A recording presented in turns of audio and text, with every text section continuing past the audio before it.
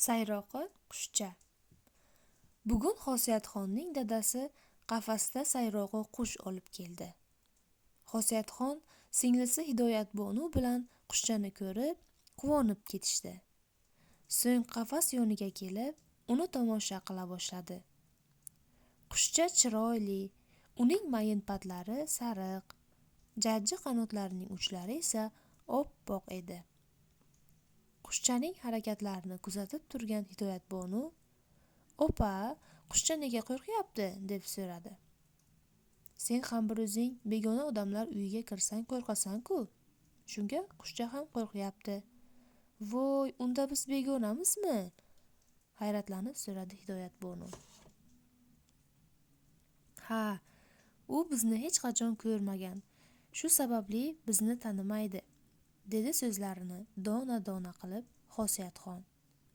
Opa-singil qushchani yana biroz tomosha qilishdi.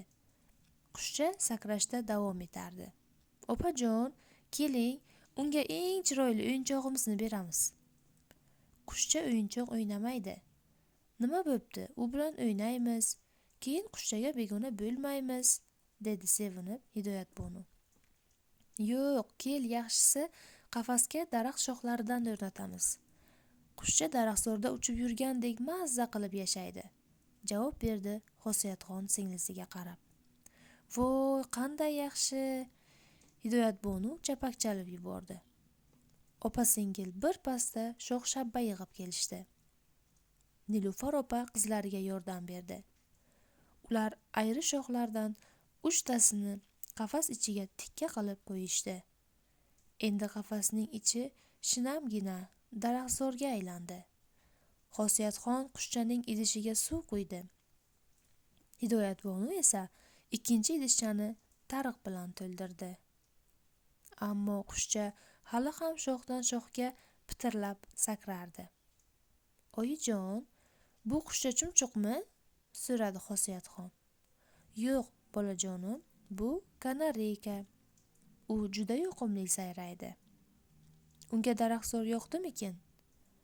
Menimcha, sizlar mehr bilan yasagan kichkina daraxtzor qushchaga juda yoqqan bo'lsa kerak", dedi onasi.